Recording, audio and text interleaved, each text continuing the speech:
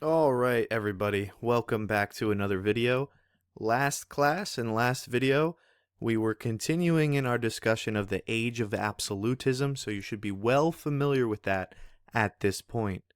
And we started talking about the 30 Years' War and Prussia, how it began, and then we completed that as well, ending what Prussia was really like, their military, how they were becoming a superpower in Europe at this time in the age of absolutism. But now we're going to switch gears a little bit and we're going to talk about Austria, which was nearby Prussia, and Russia. So all these Ushas, right? So we're going to get started. We're not going to spend too much time on Austria. We're going to spend a lot more time on Russia. All right. So a little background to Austria. They are traditionally ruled by the Habsburg family, which you should be familiar with at this point because their name kept coming up over and over and over again. This is the family that is usually responsible for choosing the Holy Roman Emperor and also rules Austria. So this is like the big celebrities on the block. These are the people that everybody's looking to. These are the top of the top. And at this time, it's important to remember that the Holy Roman Empire is decentralized by the end of the 30 Years' War, meaning the emperor really isn't going to have much power. This Habsburg ruler isn't really going to have much power. Because again, the joke that's around is that the Holy Roman Empire was no longer holy, no longer even Roman, and not really even an empire. It was what I call a glued together mess of thousands of puzzle pieces from different puzzles. And people were trying to jam it in and say, nope, it's the same puzzle, it's the same puzzle. But it's not. If you take puzzle pieces from a Toy Story puzzle, and then you take puzzle pieces from a picture of a tree, you can't combine the two. All the pieces are going to be mixed. And that was the same thing going on in the Holy Roman Empire at this time. You have all these different countries, all these different entities that have their own rulers, their own kings. They speak their own languages, have their own governments, have their own culture, have their own way of dressing. And yet they're still under this title of Holy Roman Empire. Yet there was Protestants in the empire and Catholics and even Jews. All different cultures, all different languages. So it becomes a big issue at this time. And that's what I mean by the Holy Roman Empire is decentralized. They don't really have as much power as they used to. And this is what's going to make Austria want to strengthen their power once again, to restore the glory. Now, when we speak about Austria, we have to pay attention to this woman, Maria Theresa. Now, I hope that you guys remember the War of Austrian Succession, because it's mainly about this woman, and we talked about her briefly, but I'll remind you guys. Maria is the daughter of Charles VI, who was the Austrian ruler and the Holy Roman Emperor, which means, context clues, he was part of the Habsburg dynasty, the Habsburg family. And when he dies, she is going to be the next in line because he didn't have any sons. He only had daughters, and she's the oldest daughter. But not a lot of people are going to like that. It wasn't necessarily a progressive age. They're not going to like a woman being in charge of Austria, let alone the whole Holy Roman Empire. So there's going to be a lot of problems. But Charles VI, before he passes, he's going to understand that that's going to end up being a problem. And so he's actually pretty smart. He goes around to all the rulers in the Holy Roman Empire, all the kings, and he essentially pleads with them and begs them, please, when I die, let my daughter take the reign. Please, please, please, please, please, please, please, please, please. And so he is going to accomplish that through what's known as the pragmatic sanction. However, we all know that once somebody dies, other people aren't necessarily going to honor their wishes. So, during the War of Austrian Succession, they do just that. The other countries essentially renege their Pledge of Allegiance to Maria.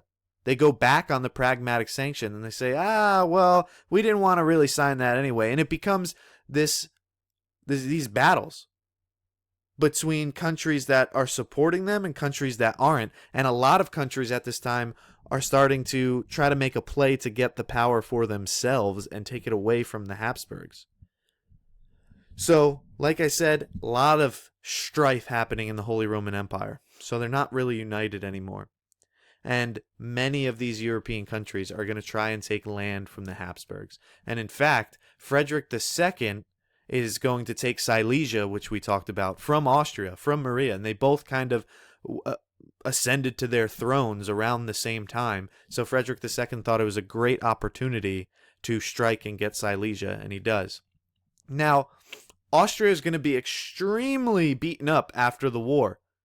They lost Silesia to Prussia, and they even lost 3 different Italian provinces to France. So they're losing land left and right. So Maria's going to know that she needs to do something to change it, and change it quick. So she's going to decide to reform Austria.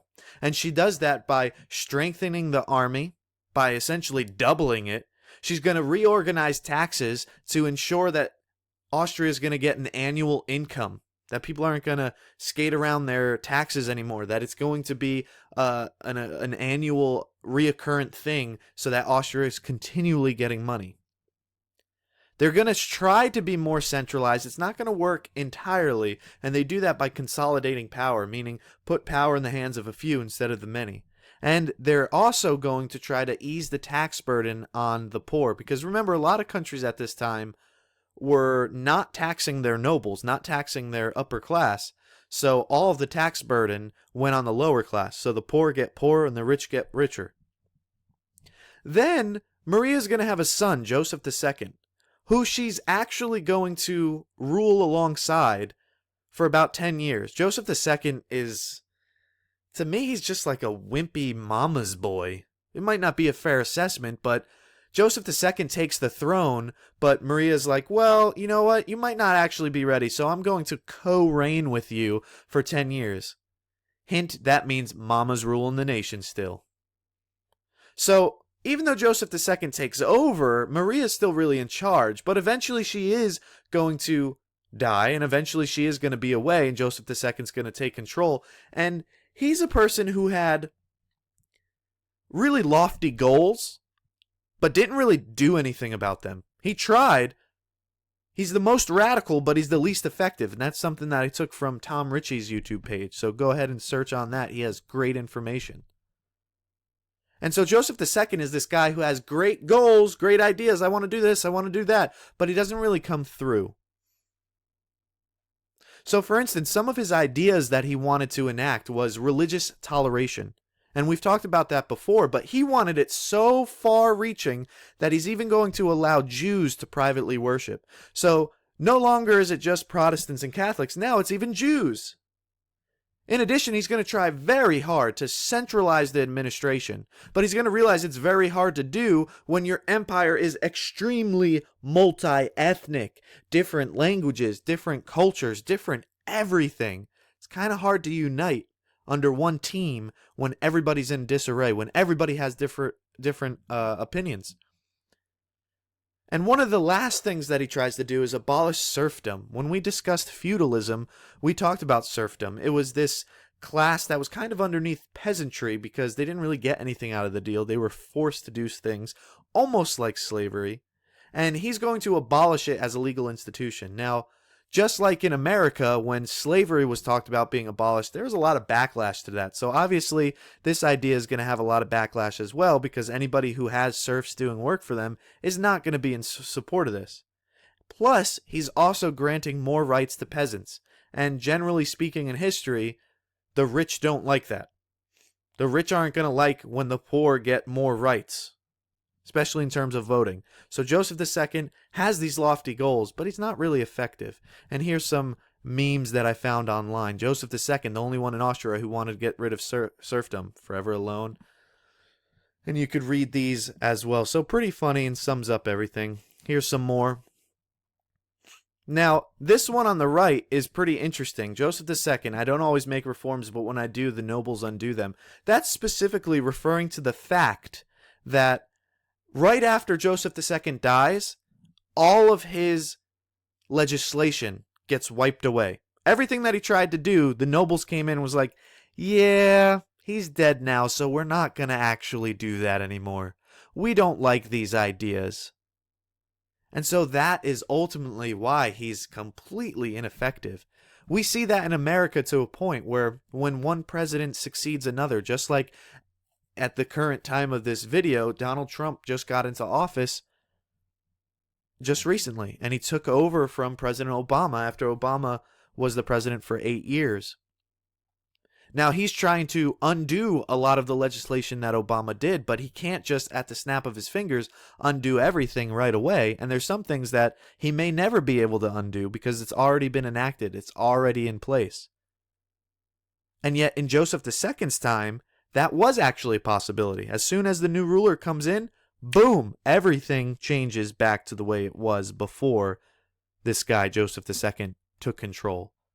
So no more rights to the peasants. Serfdom is back. No more of these religious tolerations expanded to Jews. So very interesting. You have Maria Theresa, who was somewhat of an effective leader, but then her son, not so much. Her son's not going to do much. So again, like I said, Joseph II, the most radical and least effective. Very important to know. And here lies Joseph II, who failed in all he undertook. Story has it, I don't actually know if it's true or not, but I've read this in numerous places.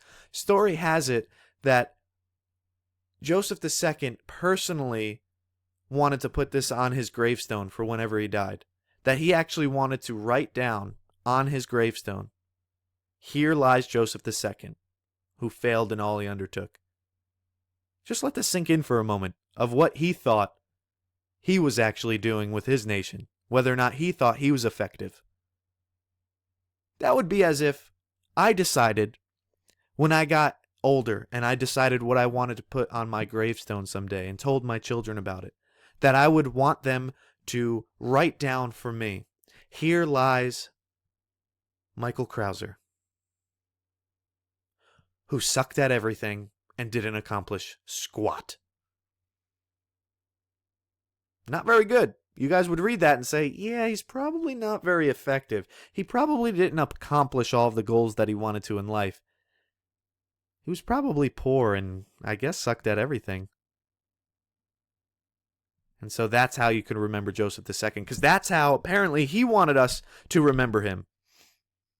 It's essentially a guy who failed in all he undertook. So again, remember, in Austria, you have Maria Theresa and then her son Joseph II. Those are the two big people that you'll need to know, and know a little bit about what they wanted to do and what they were actually able to accomplish. But we're going to end this video here because Russia actually has a lot more information, so it has to be its own segment in order for us to get through it all. And Russia is very fun to talk about, especially with Peter the Great, so definitely tune in to the next video. See ya!